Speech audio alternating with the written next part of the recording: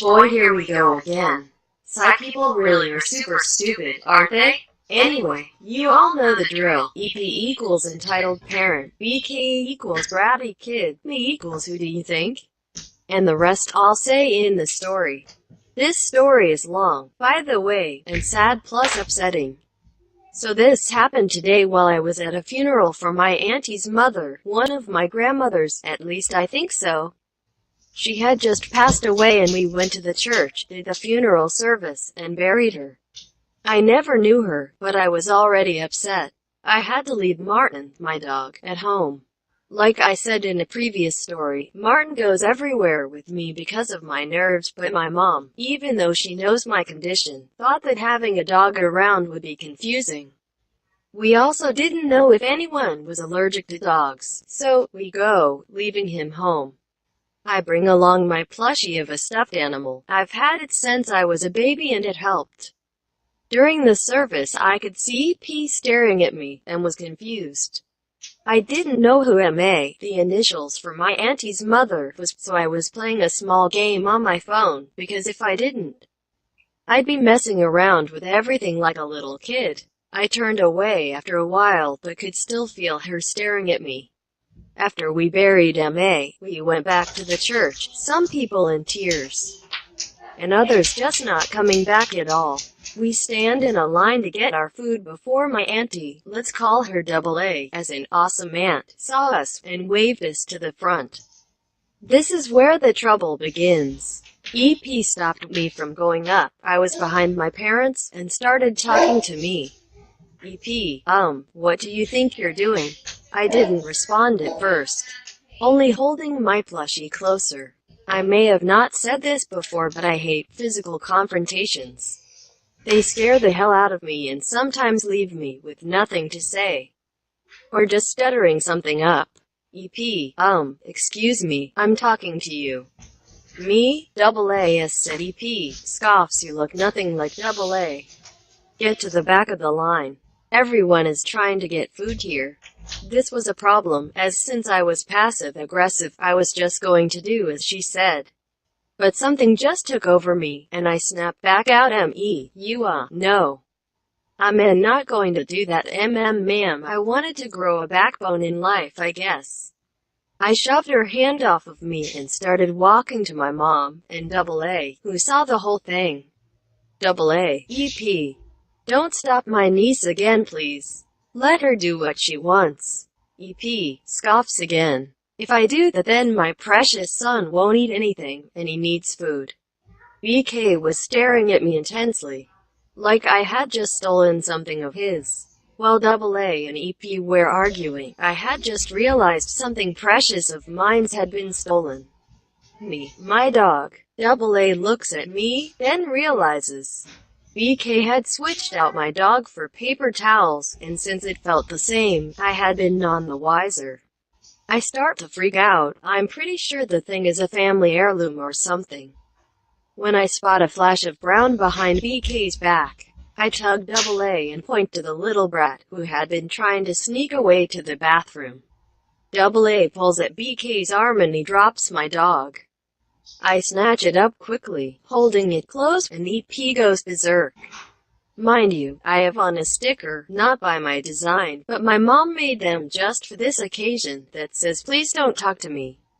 I will not be able to respond correctly. Honestly, I hate the stickers and wish she would stop. EP, give my son back the dog. Double A, no, this is my niece's dog. All she wants to do is get food. EP, she's like 19. I am very short. How TF did she think I was 19? My younger sister is taller than me. She doesn't need no stupid toy. Double A sighs, and very calmly says, Double A, I'm sorry, but she has anxiety problems. Since she couldn't bring her regular service dog here because of some small complications, she needs this toy dog. Maybe if you ask nicely, I'll ask my sister where she got it. EP gets red in the face, then shouts, EP, the bitch doesn't need the toy. I don't care if she has fucking anxiety problems, she has HOULDNT have grown up stupid. I start to cry, scared because of her shouting. I hide behind AA, who doesn't even get angry but calmly says again, AA, if you can't accept your family, then you can't accept any food we're giving out. Please leave and never come back. EP literally growls, grabs BK and drags her out. We thought we saw the last of her, and my AA helped me out and got me some food. When half the family was gone, after like an hour or 3, we get a call from the funeral home, who was still burying MA. When I said burying up above, I meant we said a few prayers, put a few flowers on the casket, and left, as they don't allow the family to be there.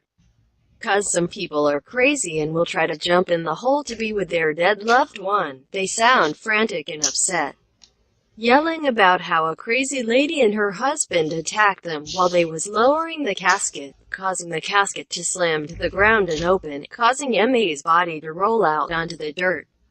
We all rushed out there, only to be greeted by the cops, and a gruesome sight. EP had done something totally uncalled for. After making MA's body fall out of her casket, she decided to vandalize the casket, and then ran over MA's body twice. Then she drove off before we got there. I was, and still am, traumatized. MA's head was twisted around, and AA nearly fainted when we saw the sight. I hid my youngest sister's eyes from the sight as they called the police.